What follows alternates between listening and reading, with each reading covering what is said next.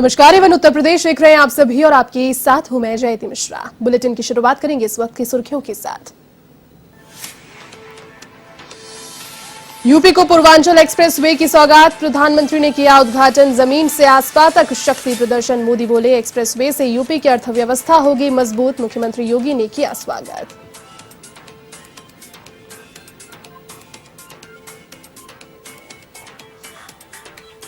केंद्रीय मंत्री और यूपी के सह प्रभारी अर्जुन राम मेघवाल सहारनपुर में पार्टी पदाधिकारियों और कार्यकर्ताओं संग चुनावी चर्चा। यूपी में फिर से बीजेपी की सरकार बनने का किया दावा।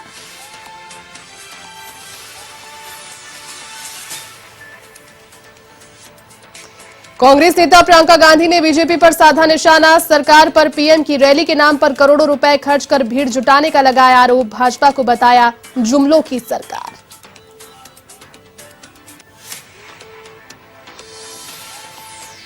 शाहजहांपुर बॉर्डर पर एसटीएफ और एसओजी को मिली बड़ी सफलता। नेपाल से तस्करी कर लाए 60 किलो चरस सहित 3 गिरफ्तार। 100 करोड़ रुपए आके जा रही है अंतर्राष्ट्रीय बाजार में कीमत।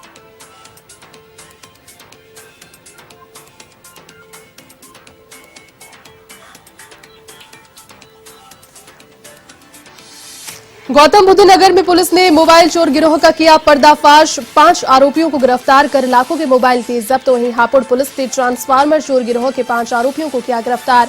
चोरी के उपकरण भी किए जब्त।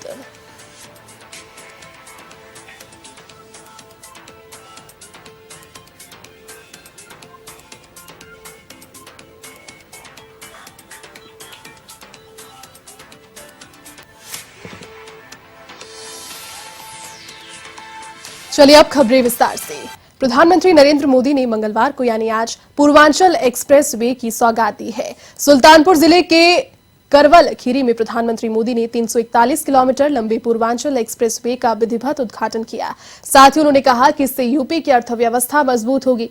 इस दौरान यूपी के मुख्यमंत्री योगी आदित्यनाथ ने कहा कि नए भारत के नए यूपी की ये तस्वीर है। इसके बनने से राज्य में विकास को नए पंख लगेंगे। आपको बता दें कि 341 किलोमीटर लंबे पूर्वांचल एक्सप्रेस वे को बनने में 36 महीने लगे हैं। सत्ता के वास्ते पूर्वांचल के रास्ते। जी हां, उत्तर प्रदेश में आज से तीसरा एक्सप्रेसवे शुरू हो चुका है।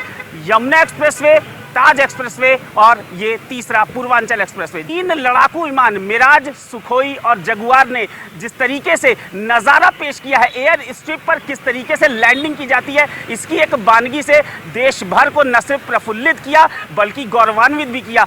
ऐसा एक्सप्रेसवे बना है जो उत्तर प्रदेश के 9 जिलों को जोड़ता हुआ लखनऊ आएगा। गाजीपुर, मऊ, अयोध्या, बाराबंकी से होते हुए सुल्तानपुर के रास्ते आने वाला ये अमेठी और सुल्तानपुर को जोड़ने वाला ये पूर्वांचल एक्सप्रेसवे लखनऊ से गाजीपुर की दूरी को मात्र 3.5 घंटे में पूरी करता है। जी हाँ, 341 किलोमीटर लंबा ये एक्सप्रेसवे न सिर्फ उत्तर प्रदेश के रास्तों को और नज़दीकियों को, दूरियों को कम करता है।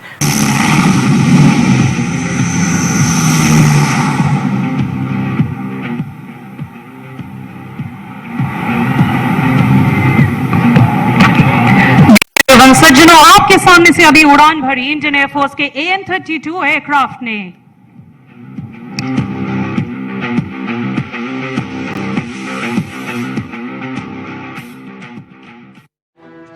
उत्तर प्रदेश चुनाव से पहले प्रधानमंत्री नरेंद्र मोदी ने मंगलवार को मंगल सौगात दी। प्रधानमंत्री मोदी ने कहा कि जिस धरती पर हनुमान जी ने कालनेमी का वध किया, उस धरती के लोगों का मैं सम्मान करता हूँ। यहाँ की मिट्टी में आजादी की लड़ाई की खुशबू आती है। इस पावन धरती को पूर्वांचल एक्सप्रेसवे की सौगात मिली है, जिसका सभी को बहुत दिन से इंतजार था। इसके लिए आप सभी को बहुत बहुत बधाई। इस दौरान मौजूद जनता ने स्वागत किया। इस दौरान यहाँ जश्न का माहौल भी देखने को मिला। उद्घाटन के समय आयोजन से जुड़ी एक फिल्म भी दिखाई गई। मुझे खुशी है कि आज यही क्षेत्र विकास का एक नया अध्याय लिख रहा है। मैं यूपी के ऊर्जावान, कर्मयोगी मुख्यमंत्री योगी आदित्यनाथ जी और उनकी टीम और यूपी के लोगों को पूर्वांचल एक्सप्रेस की बहुत बहुत बधाई देता हूं। हमारे जिन किसान बहनों की भूमि इसमें लगी है, जिन श्रमिकों का पसीना इसमें लगा है, जिन इंजीनियरों का कौशल इसमें लगा है, उनका भी मैं बहुत बहुत अभिनंदन करता हूं। भाइयों और बहनों, जितनी जरूरी देश की समृद्धि है, उतनी ही आवश्यक देश की सुरक्षा भी है। यहां थोड़ी देर में हम देखने वाले हैं। प्रधानमंत्री मोदी ने एक्सप्रेसवे को समर्पित करते हुए कहा कि वो अपने आप को धन्य महसूस कर रहे हैं। देश का संपूर्ण विकास करने के लिए देश का संतुलित विकास भी उतना ही आवश्यक है। कुछ क्षेत्र विकास की दौड़ में आगे चले जाएं और कुछ दशकों पीछे रह जाएं। यह असमानता किसी भी देश के लिए ठीक नहीं है। भारत में भी जो हमारा पूर्वी हिस्सा रहा है, ये पूर्वी भारत नॉर्थ ईस्ट के राज्य विकास की इतनी संभावना होने के बावजूद देश में हो रहे विकास का इन्हें उतना लाभ नहीं मिला जितना मिलना चाहिए था। उत्तर प्रदेश में भी जिस तरह की राजनीति हुई, जिस तरह से लंबे समय तक सरकारें चली, उन्होंने उत्तर प्रदेश के संपूर्ण विकास पर ध्यान ही नहीं दिया। उत्तर प्रदेश के एक क्षेत्र के लोगों को माफियावाद और गरीबी के हवाले कर दिया गया था। इस दौरान मोदी ने कहा कि जिसे भी उत्तर प्रदेश के सामर्थ्य पर संदेह हो, वो यहाँ आकर उत्तर प्रदेश का सामर्थ्य देख सकता है। जब 3 साल पहले मैंने पूर्वांचल एक्सप्रेसवे का शिलान्यास किया था, तो ये नहीं सोचा था कि एक दिन उसी एक्सप्रेसवे पर विमान से मैं खुद उतरूंगा। इस दौरान पीएम मोदी अखिलेश यादव पर भी जमकर बरसे और कहा कि मेरे साथ खड़े होने से भी डरते थे, जो आज बयानबाजी कर रहे हैं। सही मायने में विपक्ष उत्तर प्रदेश का विकास करना ही भूल गया। कि तब यूपी में जो सरकार थी, उसने मेरा साथ नहीं दिया। इतना ही नहीं, सार्वजनिक रूप से मेरे बगल में खड़े रहने में भी उनको पता नहीं वोट बैंक नाराज होने का डर लगता था। मैं एमपी के रूप में आता था तो हवाई अड्डे पर स्वागत करके पता नहीं खो जाते थे। उनको इतनी शर्म आती थी, क्योंकि काम का हिसाब देने के लिए उनके पास खुद था ही नहीं। मुझे मालूम था कि जिस तरह तब की सरकार ने, योगी जी के आने से पहले वाली सरकार ने यूपी के लोगों के साथ नाइंसाफी की। उद्घाटन समारोह में मुख्यमंत्री योगी आदित्यनाथ ने कहा कि सिर्फ 3 साल में ही ये कार्य पूरा हुआ है। उन्होंने कहा कि बुंदेलखंड को भी नए एक्सप्रेसवे के साथ जोड़ने की तैयारी चल रही है और इस तरह ही पश्चिमी उत्तर प्रदेश को पूर्वी उत्तर प्रदेश से जोड़ने के लिए गंगा एक्सप्रेसवे का काम कुछ ही दिन में तैयार होने जा रहा है। ये सब एक नए भारत के नए उत्तर प्रदेश की तस्वीर है। समारोह में सीएम योगी आदित्यनाथ ने प्रधानमंत्री मोदी को अयोध्या में बन रहे राम मंदिर की एक रेप्लिका भी भेंट की। टच करते हुए लैंड किया है, वैसे ही पूर्वांचल एक्सप्रेसवे के उद्घाटन के साथ आदरणीय प्रधानमंत्री जी का आगमन हम सबके बीच में इस सुल्तानपुर जनपद की धरती पर हुआ है। आज का प्रधानमंत्री जी का आगमन पूर्वी उत्तर प्रदेश के विकास को एक नई ऊंचाइयों तक पहुंचाने की दिशा में किए जा रहे प्रयास का ही परिणाम है। भाइयों बहनों, ये पूर्वांचल एक्सप्रेसवे केवल आवागमन का एक माध्यम नहीं बल्कि पूर्वी उत्तर प्रदेश जो आजादी के बाद से विकास के भौतिक विकास के उन मापदंडों को पूरा करने में विफल साबित हुआ था, उस पूर्वी उत्तर प्रदेश की जिसकी आजादी के बाद से लगातार उपेक्षा हुई, उस पूर्वी उत्तर प्रदेश को विकास की एक नई जीवन रेखा के रूप में स्थापित करने की दिशा में किए जाने वाले प्रयास का हिस्सा होगा। और इस अवसर पर विगत 4.5 वर्ष के अंदर प्रदेश के अंदर न केवल विकास और इंफ्रास्ट्रक्चर की दिशा में जो नए कार्य हुए हैं वो हम सबके सामने हैं। आज एक और पूर्वांचल एक्सप्रेसवे का उद्घाटन हो रहा है, दूसरा बुंदेलखंड को भी एक नए एक्सप्रेसवे के साथ जोड़ने की कार्रवाई तेजी के साथ आगे बढ़ रही है। इसी प्रकार से पश्चिमी उत्तर प्रदेश को पूर्वी उत्तर प्रदेश से जोड़ने के लिए गंगा एक्सप्रेसवे का कार्य कुछ ही दिनों में प्रारंभ होने जा रहा है। ये एक्सप्रेसवे उत्तर प्रदेश को तेज गति से बेहतर भविष्य की ओर ले जाएगा। दरअसल ये विकास का एक्सप्रेसवे है जो उत्तर प्रदेश की प्रगति का एक्सप्रेसवे कहलाएगा। आइए जानते हैं कि ये नए उत्तर प्रदेश के निर्माण का एक्सप्रेसवे साबित होगा। उत्तर प्रदेश की मजबूत होती अर्थव्यवस्था का है एक्सप्रेसवे। ये यूपी में आधुनिक होती सुविधाओं का प्रतिबिंब है। पूर्वांचल एक्सप्रेसवे 341 किलोमीटर लंबा है। पूर्वांचल एक्सप्रेसवे पूर्वी और पश्चिमी उत्तर प्रदेश को जोड़ेगा और लखनऊ के चांद सराय से शुरू होगा और गाजीपुर तक पहुंचेगा। इसे बनाने में 22,497 करोड़ रुपए का खर्चा आया है। ये उत्तर प्रदेश के 9 जिलों लखनऊ, बाराबंकी, अमेठी, अयोध्या, सुल्तानपुर, अंबेडकर नगर, आजमगढ़, मऊ और गाजीपुर से होकर गुजरेगा। बता दें कि प्रधानमंत्री मोदी ने ही जुलाई 2018 में आजमगढ़ से पूर्वांचल एक्सप्रेसवे की आधारशिला रखी थी और मंगलवार को ही पीएम मोदी ने इसका उद्घाटन। समारोह में उद्घाटन से पहले पीएम मोदी हरक्यूलिस विमान से पूर्वांचल एक्सप्रेसवे पर बनी हवाई पट्टी पर उतरे। यहाँ राज्यपाल आनंदीबेन पटेल, मुख्यमंत्री योगी आदित्यनाथ और डिप्टी सीएम सहित कई नेताओं ने पीएम मोदी का स्वागत किया। इसके बाद समारोह स्थल पर एयर शो का आयोजन किया गया। इसमें वायुसेना के जवानों ने हैरतअंगेज कारनामों के साथ शक्ति प्रदर्शन किया। पूर्वांचल एक्सप्रेसवे के शुभारंभ के बाद से उत्तर प्रदेश में जश्न का माहौल है।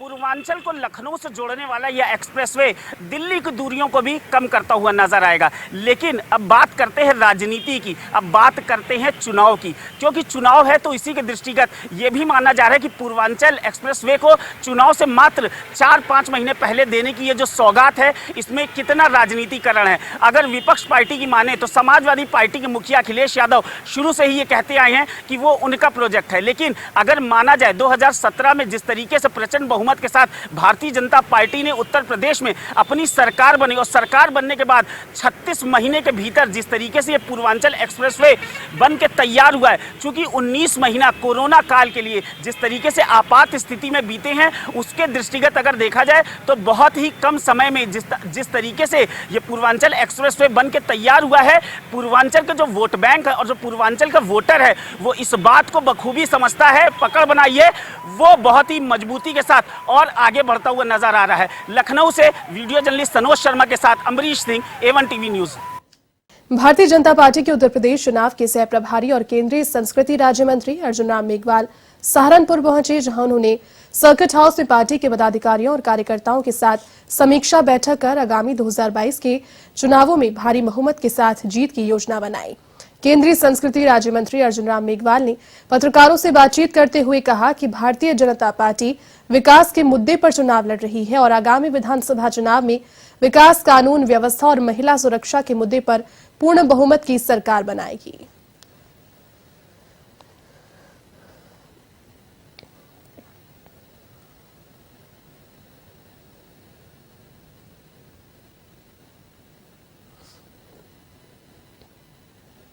मैं सहारनपुर में आज जो आया हूं, उसमें हमारा जो व्यापारी सम्मेलन है, उसमें हम व्यापारियों के साथ वार्ता करेंगे।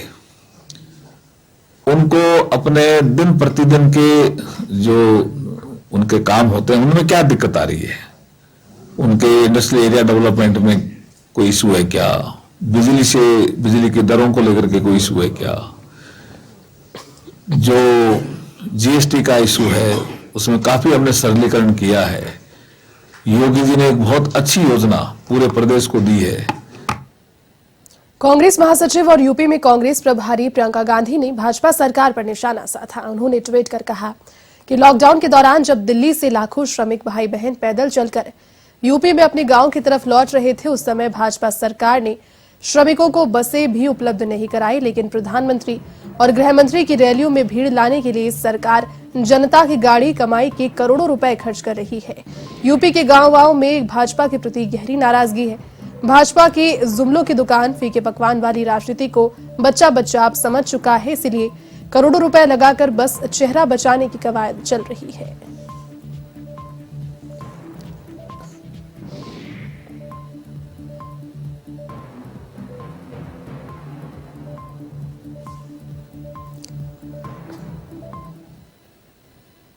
हापुड़ कोतवाली क्षेत्र की सिकंदर गेट पुलिस चौकी में अवैध पशु कटान की शिकायत पर पहुंची पुलिस व स्थानीय लोगों के द्वारा पथराव करने का मामला इन पर सामने आया है। इस दौरान चौकी इंचार्ज घायल हो गए, जिन्हें अस्पताल में एडमिट कराया गया।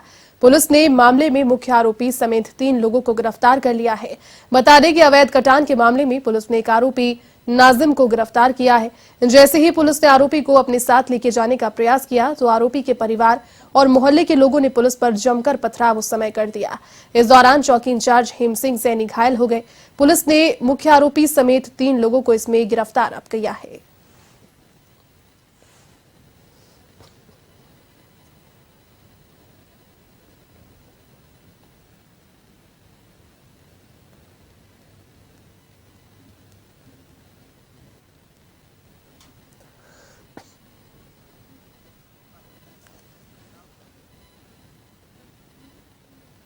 यूपी के शाहजहांपुर में एसटीएफ तथा एसओजी की बड़ी सफलता देखने को मिली है। एसटीएफ और एसओजी ने बड़ी कार्रवाई यहां पर करते हुए नेपाल से तस्करी कर पश्चिमी यूपी के लिए शामली में लाई जा रही 60 किलो चरस बरामद की है। साथ ही एक कार को जब्त कर 3 तस्करों को भी गिरफ्तार किया है। बता दें कि बरामद चरस की कीमत करीब 100 करोड़ रुपए से ज्यादा की आंकी जा रही है। फिलहाल आरोपियों से पूछताछ जारी है।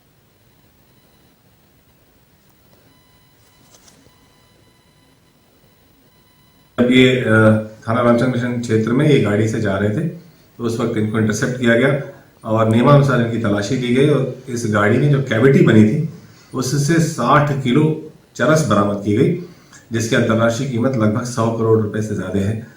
इसमें जो गिरफ्तार हुए 3 अभियुक्त हैं, 2 जनपद बहराइच के हैं और 1 उत्तराखंड जनपद देहरादून का है।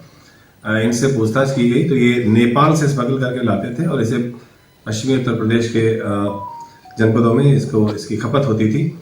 ये जो कंसाइनमेंट था ये अभी तक की जानकारी के अनुसार जनपद शामली को जा रहा था। इनसे और पूछताछ की गई, उसके आधार पर कार्रवाई भी चल रही है। तीनों अभियुक्तों के विरुद्ध थाना रामचंद्र मिशन में आजादी के 75 वर्ष पूरे होने पर भाजपा की ओर से अमृत महोत्सव कार्यक्रम 19 नवंबर से 19 दिसंबर तक विजय दिवस के रूप में मनाया जाएगा। इस कार्यक्रम के माध्यम से आजादी से जुड़े अमर शहीदों, महापुरुषों और स्थलों को याद किया जाएगा। जनपद के 465 स्थलों पर विशेष कार्यक्रम आयोजित इसमें किए जाएंगे, जिसमें भाजपा के महानगर संयोजक महंत गिरीशपति त्रिपाठी ने इस पर जानकारी दी और बताया कि कार्यक्रम में 90 बस्तियों में 107 छोटी बस्तियों में भारत माता की पूजन की व्यवस्था होगी। 3 प्रचार रथों के माध्यम से शहीदों की गाथाओं को पूरे नगर में जगह जगह घुमाया जाएगा।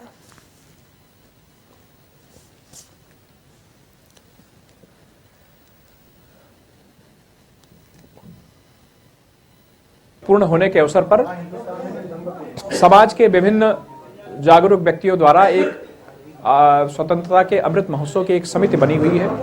इस समिति के माध्यम से हम लोग और एक बड़े कार्यक्रम की रूपरेखा बनी हुई है। करीब 90 बस्तियों में और 360 उप बस्तियों में भारत माता के पूजन की व्यवस्था, पूजन का कार्यक्रम बनाया गया है। गौतम बुद्ध नगर की सूरजपुर थाना पुलिस ने मोबाइल फोन चोर गिरोह को पकड़ने में सफलता हासिल की है। पुलिस ने 5 चोरों को इस संबंध में गिरफ्तार किया तथा उनके कब्जे से 177 मोबाइल फोन्स भी बरामद किए। बरामद किए गए मोबाइल फोनों की कीमत करीब 30 लाख रुपए से ज्यादा की बताई जा रही है। इसके अलावा अवैध हथियार भी इन लोगों से बरामद किए गए हैं। इन बदमाशों ने सूरजपुर के सैफी मार्केट स्थित एक दुकान से 308 मोबाइल फोन सेट्स, 6000 नगद और एक डीवीआर साथ ही एक एलसीडी चोरी की थी।